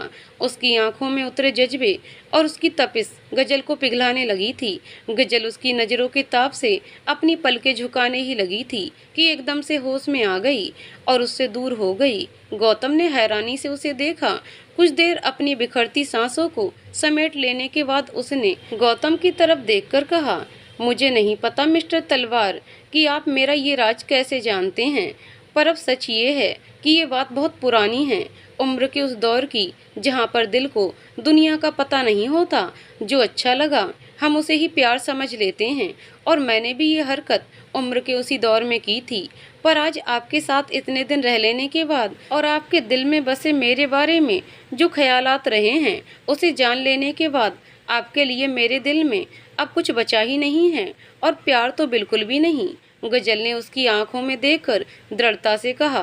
गौतम कुछ लम्हे उसके चेहरे पर उतरते रंगों को देखता रहा, फिर अचानक से उसकी तरफ बढ़ने लगा। गजल ने उसे अपनी तरफ आता देखकर पीछे कदम बढ़ाए तो स्लैब से जा टकराई, और उससे पहले कि वो वहां से निकलती गौतम ने अपने दोनों हाथ उसके इर्द गिर्द स्लैब पर जमा दिए थे। मिस्टर तलवार, क्या कर रहे हैं आप? गजल ने उसकी खुद पर पड़ती नज़रों से उलझकर कहा। क्या कर रहा हूँ? गौतम ने उसके चेहरे पर बिखरे बालों को अपनी उंगलियों से पीछे करते हुए पूछा तो गजल की धड़कनों ने शोर करना शुरू कर दिया। आप इस तरह से मुझसे अपनी बात नहीं मनवा सकते हैं। गजल ने थूक गटकते हुए उसकी नज़दीकी से घबराकर कहा। किस तरह से? गौतम ने अपना चेहरा उसके थोड़ा करीब करते हुए कहा। इस बार उसकी आवाज में मदहोशी थी। आप क्यों कर रहे हैं ये? गजल ने उसकी आंखों में झांकते हुए पूछा। क्योंकि प्यार करता हूँ तुमसे, बहुत प्यार, और जो भी कर रहा हूँ उसके असर में कर रहा हूँ। अगर तुम प्यार नहीं करती तो कर दो इसे बेअसर, गौतम ने कहा। तो गजल का दिल एक अलग ही रफ्तार से धड़कने लगा। उसका दिल तो किया कि उसके सीने में कहीं छुप जाए और बताए कि कितना बेचैन रही है वो उसके लिए, पर फिर वो होश में आ गई। गौतम जैसे ही उसके होठों के करीब हुआ, गजल ने उसके सीने पर हाथ रखकर उसे रोक दिया। अब मैं आपसे प्यार नहीं करती मिस्टर तलवार। मेरे इस तरह करीब आकर शायद आप मुझ पर हक जमा लें, पर मेरे दिल पर नहीं। वहाँ आप नहीं हैं, गजल ने उसकी आंखों में देखते हुए कहा। तो गौतम उसी पर रुक गया और 2 कदम पीछे हो गया। नहीं हूं ना मैं तुम्हारे दिल में, तो फिर कहीं भी नहीं रहना चाहिए मुझे, कहते हुए वो किचन से निकलकर उसके बेडरूम की तरफ चल दिया, जो कि उसके आते ही गजल के ना होने पर पूरे घर को देखा था, और अपनी उस तस्वीर को भी, जो गजल के बेड के साइड में रखी थी। गजल जब उसके पीछे कमरे तक आई तो देखा गौतम उस तस्वीर को निकालकर बस फाड़ने ही वाला था। मिस्टर तलवार, ये क्या कर रहे हैं आप? उसने तुरंत ही उसके हाथ से फोटो लेते हुए पूछा। वही कर रहा हूँ जो करना चाहिए, जो दिल में नहीं है तो कमरे में क्या काम उसका फिर, कहते हुए गौतम ने दोबारा उसके हाथ से तस्वीर लेनी चाहिए तो गजल उसकी पकड़ से बहुत दूर हो गई। क्यों, क्या हुआ? इतना मुश्किल क्यों हो रहा है इसे देना? बस एक तस्वीर ही तो है, और वो भी उस इंसान की जिसे तुम दिल से निकाल चुकी हो, है ना? कहते हुए गौतम उसके करीब आया तो गजल की आंखें भर आईं, पर अगले ही लम्हे उसने खुद को संभाल लिया। गौतम ने उसका बहुत दिल दुखाया था, इसलिए वो उसके सामने खुद को कमजोर नहीं देखना चाहती थी। खुद का आत्मसम्मान उसके लिए अपने प्यार से ज्यादा मायने रखता था। वो इतनी जल्दी गौतम की कही बातों को नहीं भूल सकती थी। उसने अपनी आंखों को रगड़ा और उसकी तरफ देखकर बोली, ये तस्वीर यहाँ बस दुनिया को दिखाने के लिए है मिस्टर तलवार। अकेली रहती हूँ और किसी को बताया नहीं था कि डिवोर्स हो गया है, इसलिए एक चेहरा चाहिए था दुनिया के सामने रखने के लिए। बस इससे ज्यादा इस तस्वीर के यहाँ होने की और कोई वजह नहीं है। गजल ने वजह बताई तो गौतम को सच में गुस्सा आ गया। बहुत शौक है ना दुनिया को दिखाने का तो मिसेस तलवार, 3 दिन बाद शादी है तुम्हारी सिस्टर इन लॉ की। चलो मेरे साथ और दिखाओ दुनिया को कितनी अच्छी एक्टिंग कर लेती हो तुम। और क्या कहा? प्यार नहीं करती ना मुझसे तो साबित करो कि नहीं करती। अगर एहसास करा दिया कि नहीं करती तो हट जाऊंगा तुम्हारे रास्ते से। बोलो, कर पाओगी? गौतम ने उसकी आंखों में झांककर पूछा तो एक पल के लिए वो खामोश हो गई। क्या हुआ? डर लग रहा है कि दिल का चोर पकड़ा जाएगा? गौतम ने फिर उसकी नज़रों को टटोलते हुए पूछा। वैसे तुम्हारी दोस्त की शादी है और तुमने मुझसे ये बात छुपाई कि मोहित और आकाश एक दूसरे को जानते हैं। बहुत प्यार करती हो ना अपनी दोस्त से, उसके लिए अपने रिश्ते को भी दांव पर लगा दिया तुमने। तो उम्मीद करता हूँ जब इतनी कुर्बानी दे ही चुकी हो तो उसकी शादी को भी टूटने नहीं दोगी तुम, गौतम ने उससे मैनीखेज अंदाज में कहा। तो गजल उसकी बातों पर हैरान हो गई। मिस्टर तलवार, कृपा मेरी दोस्त से पहले आपकी बहन है, और मैंने ये कभी नहीं सोचा था कि अपनी बात मनवाने के लिए आप उसकी खुशियों पर दांव पर लगाने की बात करेंगे, गजल ने अफसोस से कहा। दांव पे तो मेरी खुशी लगी है, मेरी जिंदगी, मेरी मोहब्बत, उसका क्या? पर छोड़ो, तुम नहीं समझोगी, गौतम ने उसकी आंखों में झांकते हुए कहा।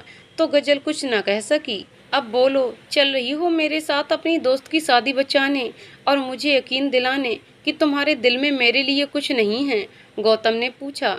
ठीक है, मंजूर है मुझे।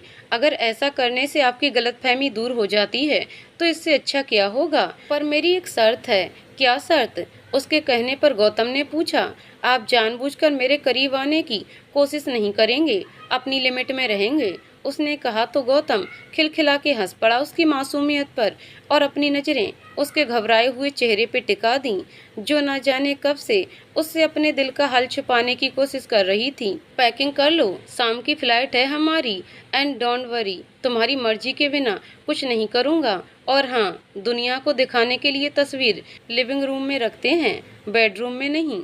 गौतम ने उसके कानों के पास आकर सरगोशी की और वहां से बाहर चला गया, अपने पीछे गजल की धड़कनें बढ़ाकर। रात के 9 बजने वाले थे जब अचानक से गजल को गौतम के साथ अंदर आते हुए देखकर खुशी से कृपा की चीख निकल गई और वो भागती हुई जाकर उसके गले लग गई। ओह माय गॉड गजल, मुझे तो यकीन ही नहीं हो रहा कि आप मेरे सामने खड़ी हैं। कहाँ चली गई थी आप? पता है हमने आपको कितना मिस किया। अब कहीं मत जाना ओके।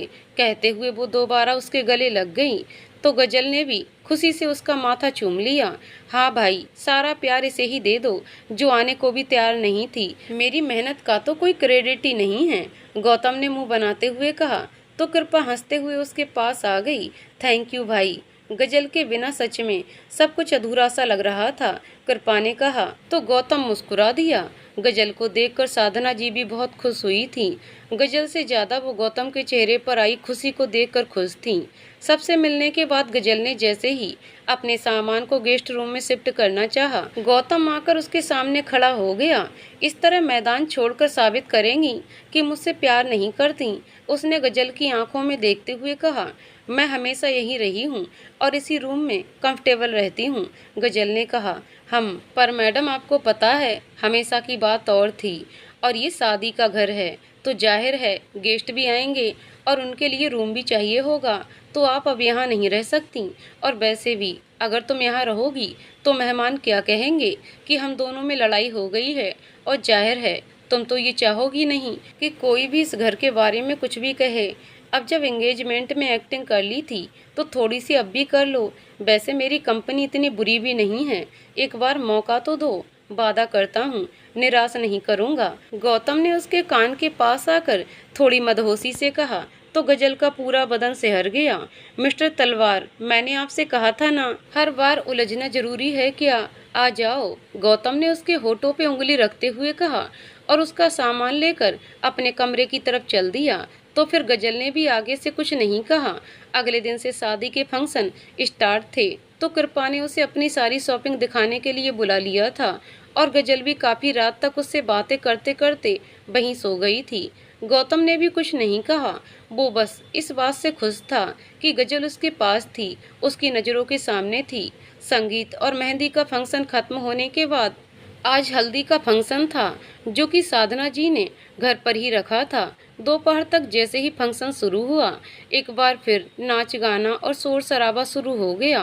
पीले रंग के लहंगे में कृपा बिल्कुल किसी गुड़िया की तरह लग रही थी।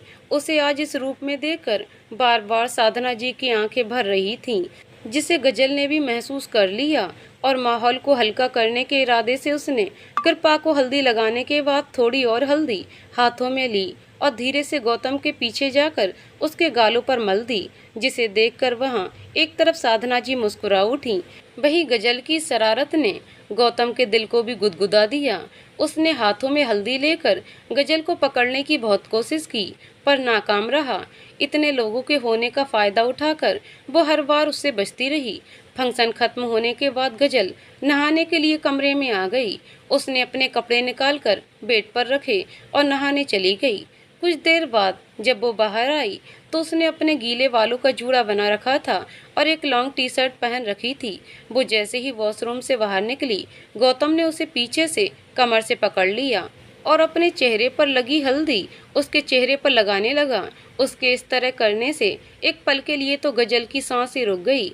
मिस्टर तलवार, क्या कर रहे हैं आप? मैं नहा चुकी हूँ, प्लीज, गजल ने उसकी छुअन से घबराकर कहा। कोई बात नहीं, दोबारा नहा लेना, बल्कि मेरे साथ नहा लेना। हल्दी लगाई तुमने है, उतार मैं दूंगा। कहते हुए गौतम के होठ उसकी गर्दन पर हरकत करने लगे तो उस लम्हे गजल पर भी उसका असर होने लगा। हल्दी की भीनी भीनी खुशबू उनके प्यार की खुशबू में घुल गई थी। गजल ने अपनी आंखें बंद की तो गौतम ने अपने नाम के उस टैटू पर अपने होठ रख दिए। आई लव यू, उसने जैसे ही कहा, गजल ने तुरंत अपनी आंखें खोल दी। वो मदहोशी जो गौतम की करीबी से उस पर छाने लगी थी, एक पल में गायब हो गई। कितना अजीब है ना मिस्टर तलवार, आप तो मेरे वजूद पर अपना नाम ढूंढ लेते हैं और आपको मिल भी जाता है, पर मैं तो आप में कहीं नहीं हूँ, कहीं भी नहीं। आपके दिल पर तो किसी और का नाम लिखा है, गजल ने नम आंखों से उसे देखकर कहा और अपने कपड़े लेकर वॉशरूम में चली गई। जबकि गौतम कुछ देर यूं ही अजीब सी कैफियत में खड़ा रहा। मैं उसका हूँ, वो इस एहसास से इनकार करता है। भरी महफिल में भी रुस्वा मुझे हर बार करता है। यकीन है सारी दुनिया को खपा है मुझसे वो, लेकिन मुझे मालूम है फिर भी मुझी से प्यार करता है। अगले दिन शादी थी और सभी अपने अपने कामों में व्यस्त थे। पूरा धूमधाम और शोर शराबा पिछले 2 दिनों जैसा ही था। गजल की कही बातों का गौतम पे असर दिख रहा था। उसने आज गजल को अपनी बातों से जरा भी तंग नहीं किया। यहाँ तक कि जब वो तैयार होकर उसके सामने आई तो भी बस उसकी आंखों ने तारीफ की थी, पर होठ अब भी खामोश थे और इसकी इस खामोशी को गजल ने भी महसूस किया था। फेरों के बाद कृपा की विदाई हो गई। जहाँ एक तरफ साधना जी और गजल की आंखें नम थीं, वहीं गौतम सबसे ज्यादा रोया था उसे गले लगाकर, और उसके बाद अपने कमरे में ऐसा बंद हुआ कि कब अगले दिन की शाम हो गई उसे होश ही नहीं रहा। गौतम जब अपने कमरे से बाहर आया तो पूरे कमरे में खामोशी थी। मेहमान लगभग सारे ही चले गए थे। वो साधना जी के कमरे में गया तो वो भी सो ही रही थी कि तभी उसे गजल का ख्याल आया। उसने पूरे घर में ढूंढ डाला पर उसे गजल कहीं नहीं दिखी। एक अनजाना सा डर उसे सताने लगा कि कहीं गजल उसे छोड़कर चली तो नहीं गई। वो भागकर बाहर गार्ड से पूछने गेट पर आया ही था कि तभी सामने से ड्राइवर गाड़ी के साथ अंदर आता हुआ उसे नजर आया। आप कहाँ से आ रहे हैं? उसने ड्राइवर से पूछा। जी साहब, एयरपोर्ट से। वो गजल मैडम ने कहा था कि उन्हें छोड़ दूं, तो बस उन्हें छोड़ने चला गया था, ड्राइवर ने बताया। तो गौतम का दिल बैठ सा गया। उनके साथ बैग भी थे। उसने फिर भी उम्मीद से पूछा।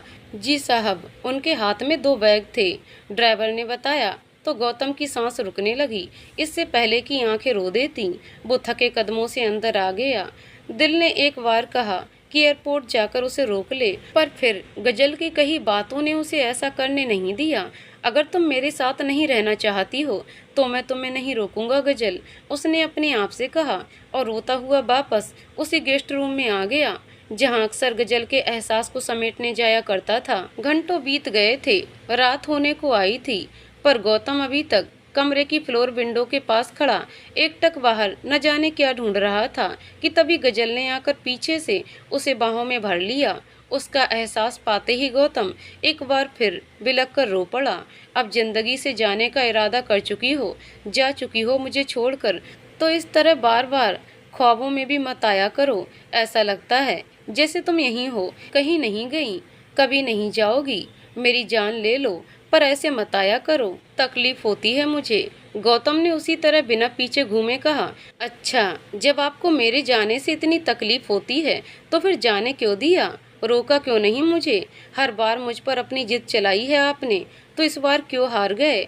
गजल ने उसे पीछे से पकड़े हुए ही पूछा।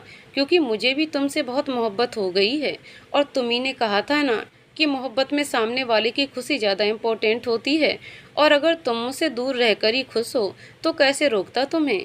गौतम ने कहते हुए अपनी आंखें साफ की ही थीं कि तभी साधना जी उसे ढूंढते हुए वहां आ गईं। उन्हें देखते ही गजल गौतम से दूर हो गई। पता था मुझे गौतम कि यहीं मिलोगे तुम मुझे, पर अब यहाँ किस बात का शोक मना रहे हो, ये मेरी समझ से बाहर है। और गजल बेटा, तुम जो बैग अपने घर से लाई हो उसे तुम्हारे रूम में रखवा दिया है। मैं तो रेस्ट करने जा रही, अब तुम लोग भी सो जाओ, साधना जी ने गजल से कहा। तो गौतम हैरानी से उसकी तरफ देखने लगा। मम्मी, आपको भी गजल नजर आ रही है? उसने पूछा। तो साधना जी उसके सवाल पर हैरान हो गईं।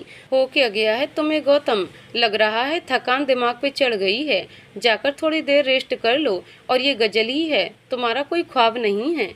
आज इसकी दीदी आ रही थी तो उन्हें लेने एयरपोर्ट गई थी, तुम्हें छोड़कर नहीं। बताया था इसने मुझे जाने से पहले।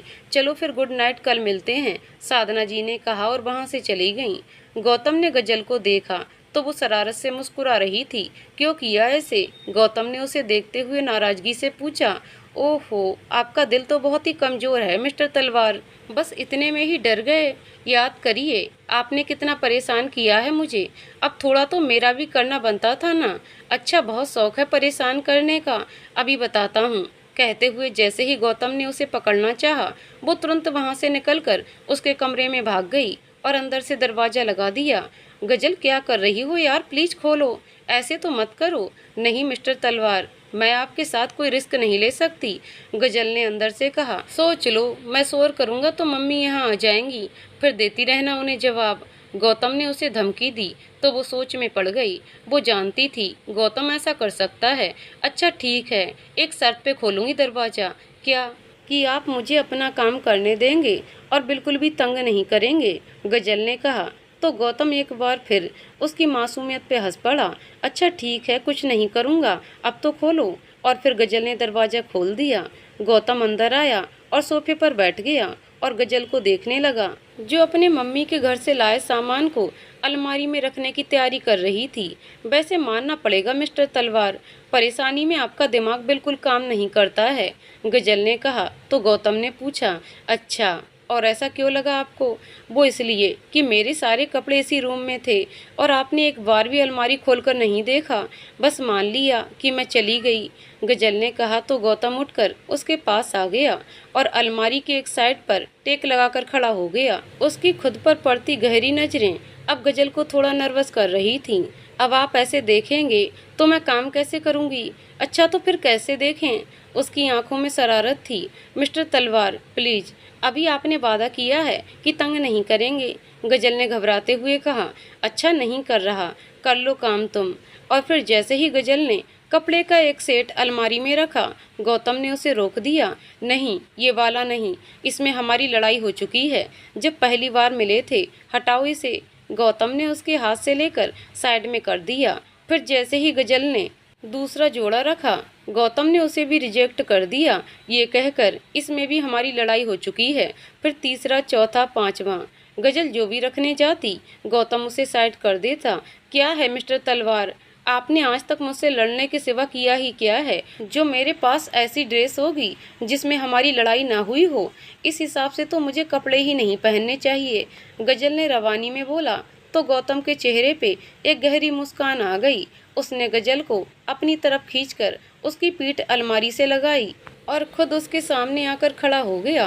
वैसे आइडिया बुरा नहीं है, अभी के लिए ऐसा कर सकती हैं, फिर कल चल के शॉपिंग कर लेंगे, कहते हुए उसने अपने शर्ट के बटन खोलने शुरू कर दिए। तो गजल का दिल तेज रफ्तार से धड़कने लगा। मिस्टर तलवार ये क्या? गौतम ने उसके होठों पर उंगली रखते हुए कहा। तो गजल का चेहरा ब्लश करने लगा। जिस दिन से तुमने मुझे गौतम कहा है ना, उसी दिन से तुम इस दिल में हो, हर उस जगह हो जहाँ मैं हूँ। इससे कोई फर्क नहीं पड़ता कि इस जिस्म पर तुम्हारा नाम लिखा है या नहीं, क्योंकि गजल तुम इसे पार करके मेरी रूह में उतर चुकी हो, कहते हुए गौतम ने जैसे ही अपनी शर्ट उतारी, गजल की नज़र सीधे उसके सीने पर बने टैटू पर गई, जहां अब रिदम का नाम कहीं नहीं था। गजल ने हैरान होकर उसे छुआ तो गौतम ने उसके हाथ पर अपना हाथ रख दिया। और कोई शिकायत? उसने गजल की आंखों में झांकते हुए पूछा। तो गजल ने इनकार में सर हिलाते हुए अपनी नजरें झुका लीं। गौतम का ये रूप उसने पहली बार देखा था, जिसका एहसास उसे अपने करीब खींच रहा था। गौतम ने जब उसकी उंगलियों में अपनी उंगलियों को उलझाकर उसकी गर्दन पर अपने होठों से नक्श खींचे, तो उसकी शिद्दत में वो उसके वजूद में सिमटती चली गई और खोने लगी उन खूबसूरत जज्बातों में जो सिर्फ और सिर्फ उसके लिए थे। तो दोस्तों, कहानी यहीं पर समाप्त होती है। दोस्तों, आपको कहानी कैसी लगी कमेंट करके ज़रूर बताइएगा। कहानी पसंद आई हो तो वीडियो को लाइक शेयर करें और चैनल को सब्सक्राइब करें। कहानी को पूरा सुनने के लिए बहुत बहुत धन्यवाद दोस्तों।